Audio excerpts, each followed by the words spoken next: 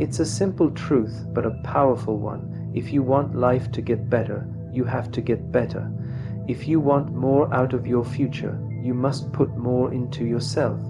Most people go through life looking outward, waiting for circumstances to change, for luck to strike, or for someone else to come along and fix it. But that's not how it works. The real work is not on the outside, it's on the inside. You are the project. I talk to people all the time who say, I wish my situation would improve, and I always ask, what are you doing to improve you? Because the truth is, your situation doesn't change until you do. Success isn't something you pursue. It's something you attract by becoming an attractive person. And I'm not talking about physical appearance.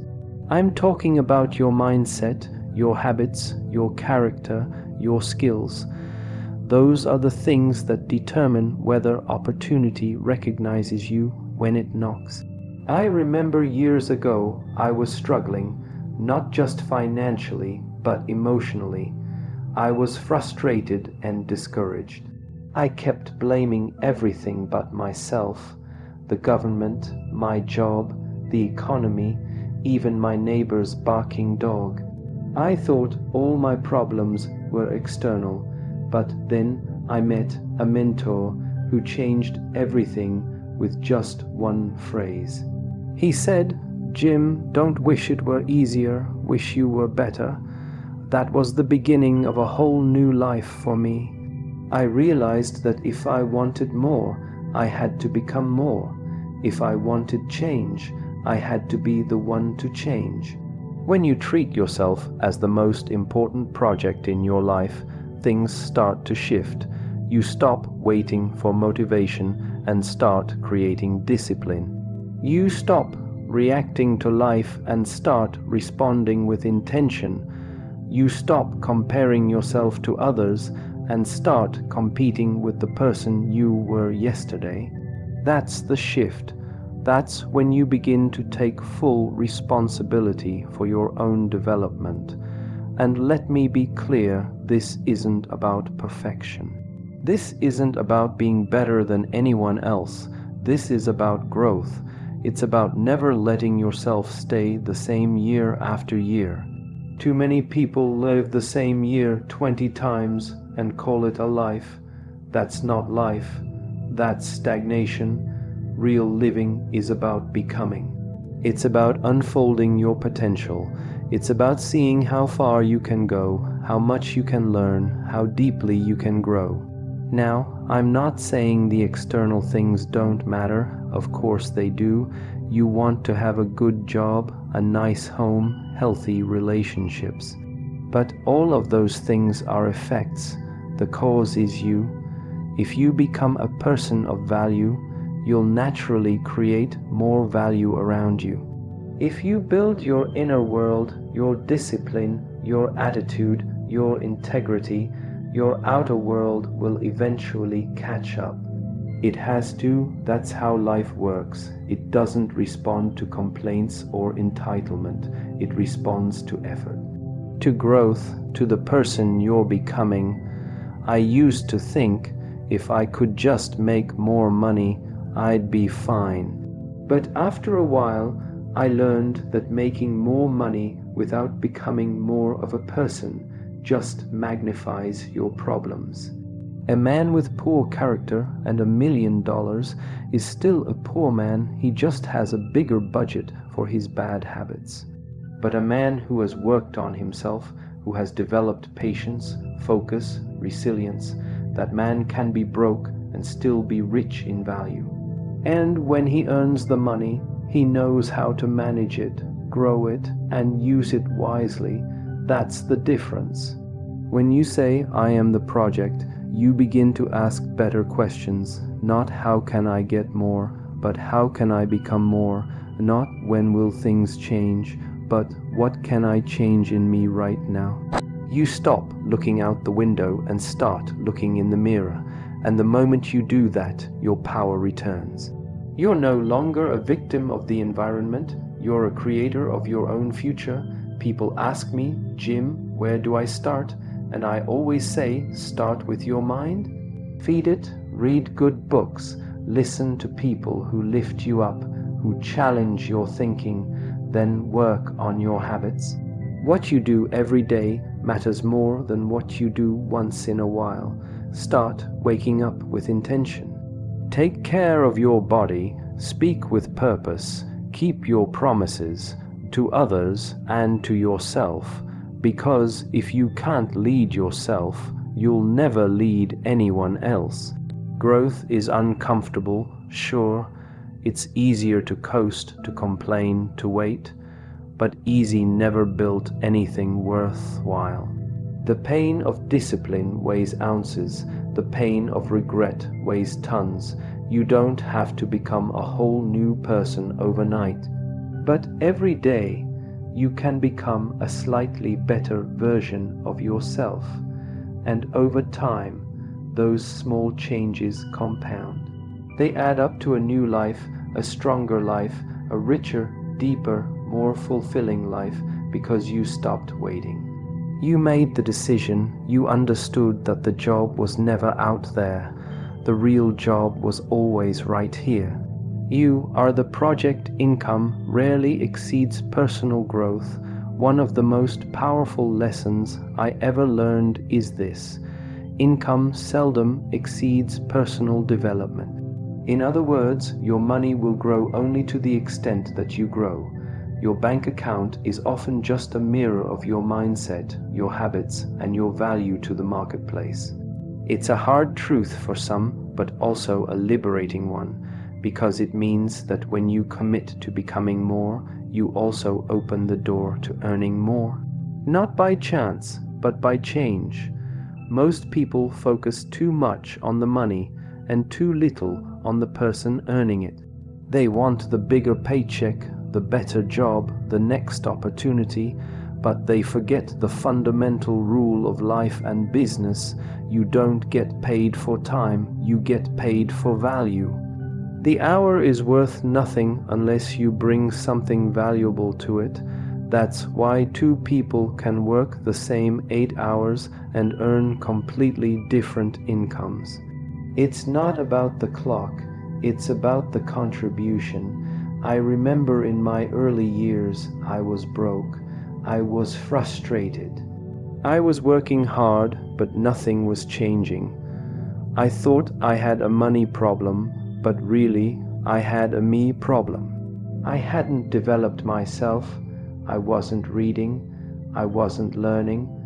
I wasn't building skills or discipline or leadership. I was coasting on what I already knew, and I had reached the limit of what that version of me could earn. Then I heard someone say, your level of success will rarely exceed your level of personal development. That struck me like a bolt of lightning. It hit me so hard because it was true. The market doesn't care how much you need. It responds to how much you bring. A company doesn't pay you because you've been there for 10 years. They pay you for the value you create today. And value doesn't increase by waiting. It increases by growing. If you want to double your income, you don't beg your boss or hope the economy improves. You double your skill set, double your work ethic, double your reliability, your creativity, your ability to solve problems. That's how income grows. You grow it by growing yourself. This is why two people can start with the same job, the same opportunity, even the same salary, but a few years down the line, one has skyrocketed and the other is still stuck. What happened? One of them kept growing. They kept adding value. They kept learning and applying and improving, while the other stayed the same, expecting their paycheck to rise just because time passed. But time doesn't pay. Value does. You see, life has a way of rewarding those who take responsibility. If you treat your job like a chore, it will pay like a chore. If you treat it like a platform to develop yourself, to sharpen your communication, your leadership, your productivity, it becomes a training ground for your future wealth. And that future isn't built overnight. It's built day by day as you turn your routine into a classroom. I often tell people, don't ask for more money until you've asked more of yourself. The question isn't, when will I get a raise? The question is, how can I raise my value?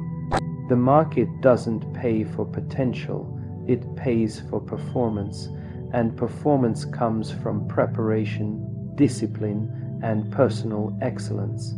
You might have big dreams, and that's good, but dreams are just wishes until you grow the capacity to handle them.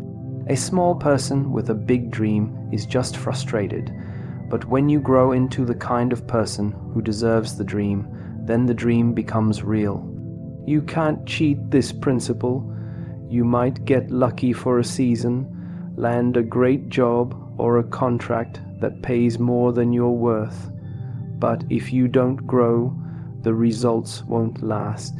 You'll sabotage it, lose it, or settle back into what you're capable of sustaining.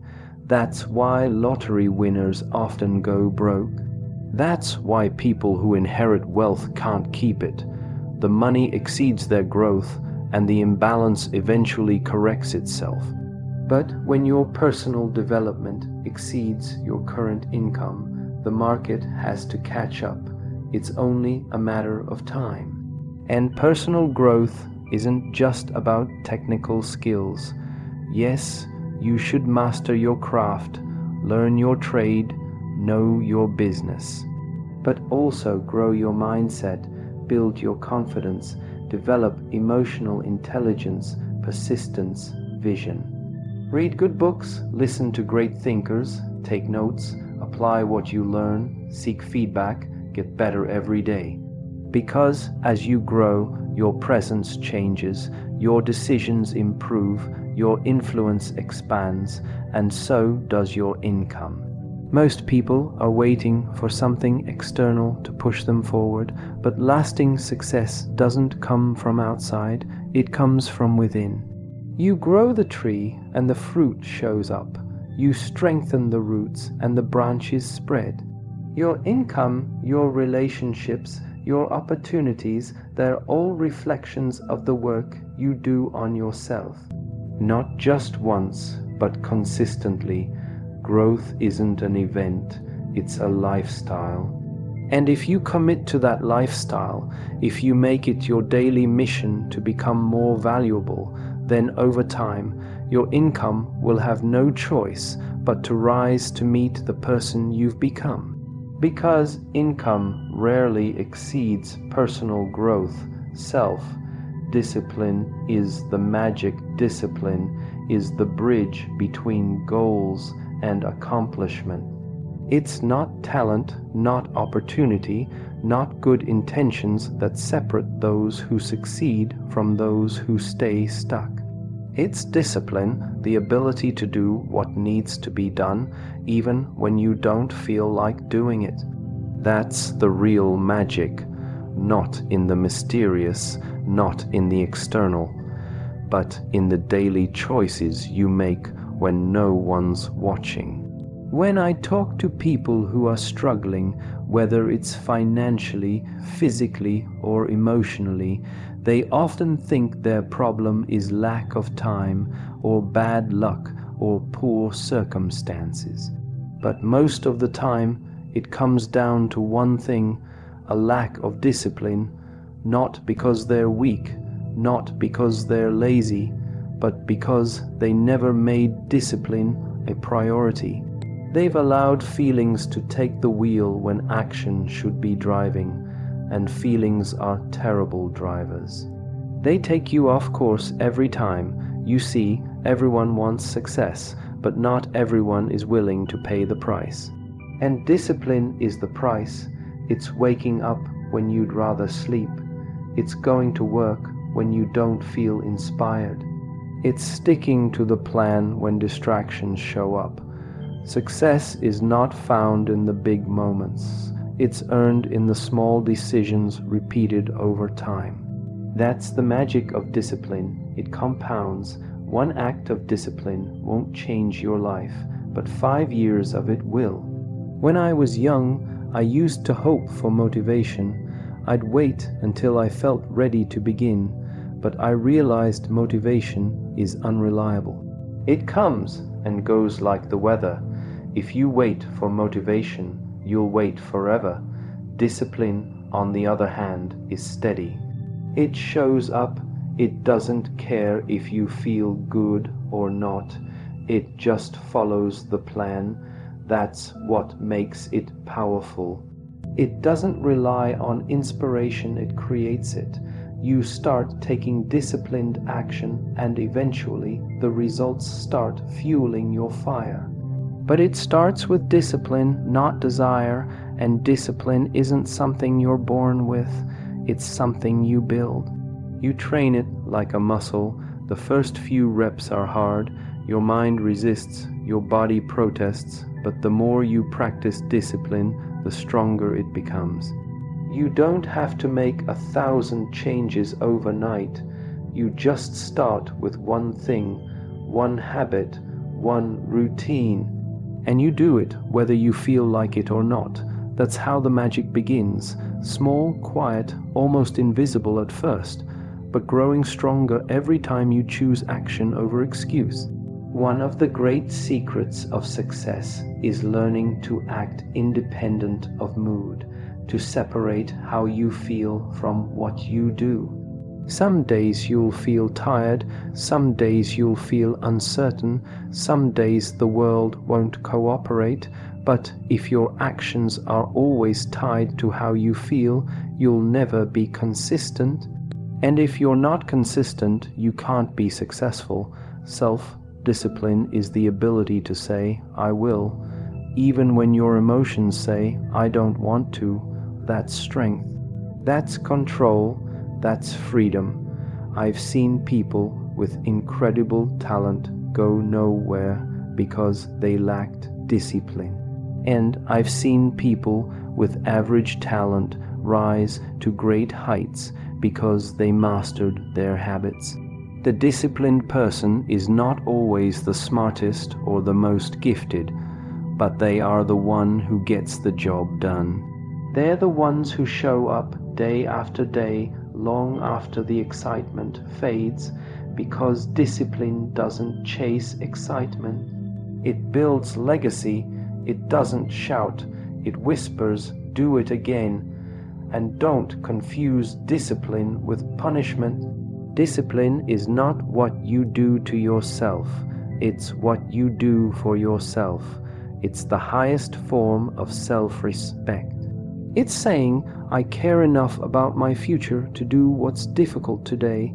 That workout, that budget, that study session, it's not a burden. It's a gift. It's an investment. Every act of discipline is a deposit in your personal bank of growth. And over time, those deposits build into something extraordinary, but it takes patience. Discipline is often boring.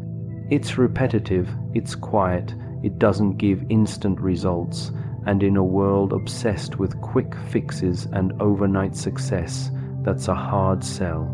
But lasting success is built on what most people overlook.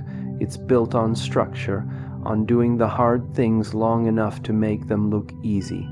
And the more you practice discipline, the more natural it becomes. What once took effort becomes a rhythm, a way of life, and once you develop that rhythm, you become unstoppable, not because life gets easier, but because you've gotten stronger. When you live with discipline, you live with clarity. You know what matters. You protect your time. You honor your commitments. You no longer live in reaction to the world. You live in alignment with your purpose. That doesn't mean you'll never slip. Everyone has setbacks, but the disciplined person doesn't stay down. They don't make excuses. they recalibrate and continue, because they understand that success is not a straight line. It's the result of showing up again and again, especially when it's hard. That's what separates wishful thinking from actual results. That's the magic, not luck, not talent. Just self-discipline practiced daily until it transforms your entire life. Success is something you attract by the person you become. Success is not something you chase. It's not something you run after like a dog chasing a car. Success is something you attract, and you attract it by the person you become. That's one of the greatest philosophies I ever learned, and once I understood it, everything in my life began to shift. You don't get success by begging for it. You don't stumble upon it by accident. You attract it by growing yourself into the kind of person success is drawn to. Think about it this way. If someone handed you $1 million today, the best thing you could do is become a person who is capable of keeping it, multiplying it, and deserving it. Because without that transformation, you'll lose it just as fast as you gained it. Success always finds its way to the people who have prepared themselves mentally, emotionally, spiritually, and practically. And it avoids those who are constantly hoping but never becoming. People spend so much energy asking, "How can I get success?" But that's the wrong question. The right question is, who do I need to become so that success is the natural result? Because here's what's true. If you become more valuable, if you develop your mind, your character, your habits, your resilience, then success in its many forms will find you. Not because you're lucky, not because you shouted the loudest, but because you've become the kind of person who naturally attracts good things. I used to believe that success was a product of circumstances. I thought it was about being born into the right family, meeting the right person, or catching the right break. But that mindset kept me stuck, because if success depends on things outside of me, then I have to wait. But if success depends on who I become, then I have control. That's the greatest freedom there is. The freedom to change myself, to improve, to stretch, to grow. And the more I grow, the more the world seems to open up to me. And here's what's important to understand. Success doesn't just mean money. Success is the ability to live life on your terms, with integrity, peace of mind, health, and strong relationships. But in every area, whether it's financial, emotional, or spiritual, the same principle applies. You attract better health by becoming more disciplined. You attract better relationships by becoming more kind, more present, more emotionally mature. You attract better opportunities by becoming more capable, more trustworthy, more skilled. Now, you can't fake this process. You can't pretend to be someone you're not and expect lasting results. Real growth is internal. It's not about dressing the part or talking the part. It's about being the part. The law of attraction isn't just about sitting in a corner and visualizing wealth or happiness. It's about putting in the daily work to become someone worthy of those outcomes. Because success doesn't respond to wishes, it responds to worthiness, and worthiness is built through effort and development. I remember a time when I wanted big results, but I wasn't doing big things. I wanted respect, but I wasn't acting in ways that earned it. I wanted freedom, but I wasn't disciplined enough to create it. It wasn't until I got honest with myself and said, "Jim, you've got to grow," that things began to shift. I started reading every day, listening, learning, practicing. I started keeping my promises to myself. I cleaned up my thinking. I surrounded myself with better influences. Slowly, I became the kind of person who deserved more. And that's when more started to show up. When you focus on becoming, you shift from a scarcity mindset to an abundance mindset. You stop worrying about what others have or what you don't. You start building something no one can take from you. Your character, your wisdom, your strength. That's the foundation. That's the magnet. That's how success gets attracted, because it recognizes those who are ready. It moves toward those who are doing the work. It shows up for those who are already living the principles, not just hoping for the rewards. You have to understand that life is always reflecting back to you who you are. Your results are a mirror. If you don't like what you see, don't curse the mirror, change the person standing in front of it. That's the power you have. You can upgrade your thinking, your energy, your communication. You can learn how to handle rejection, how to manage money, how to lead, how to serve. And every step you take in that direction increases your magnetic field. You start drawing in people, ideas, and situations that match your new identity. And here's what's amazing: once you commit to the journey of becoming, everything changes. Even if you haven't reached your goals yet, you start to carry yourself differently. You start to walk with more confidence, speak with more clarity, live with more conviction, and people notice. Opportunities notice. The world begins to respond, not because it's finally being fair, but because you've finally become ready. When I first heard the words, work harder on yourself than you do on your job, I thought it sounded backwards. I believed success was about putting in more hours, grinding harder, impressing the boss, showing up early and staying late. That's what we're taught. If you work hard at your job, you'll climb the ladder. And while that's partly true, there's a deeper truth underneath it. Your job is what you do to make a living, but you, your mindset, your character, your skills, that's what builds your fortune. Because while a job can give you a paycheck, only personal growth can give you freedom. It's a strange idea at first. You think, how can I take time to work on myself when I've got a mountain of responsibilities, a family to feed, and bills to pay? But the answer is simple: you can't afford not to. If you keep showing up year after year with the same thinking, the same habits, the same limitations, you'll keep earning the same results.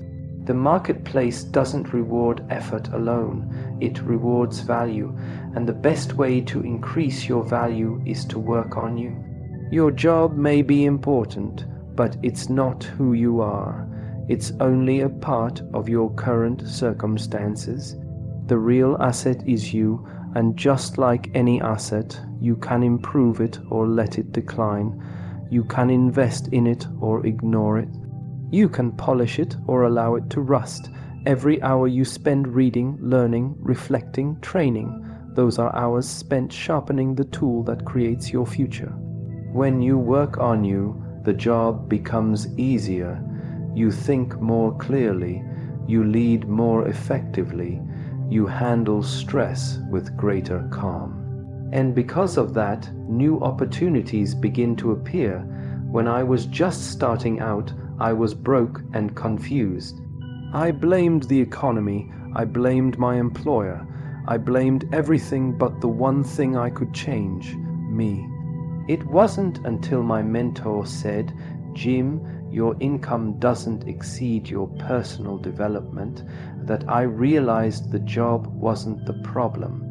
I had hit a ceiling, not because the job had no future, but because I wasn't growing into someone with a bigger future. That was the moment I decided to treat myself like my most important project. That meant reading books, not just watching television. It meant listening to mentors, not just gossiping with coworkers. It meant asking hard questions like, what kind of person do I want to become? And what skills do I need to develop? Instead of just going to work, I started going to work on myself. Every morning became a classroom.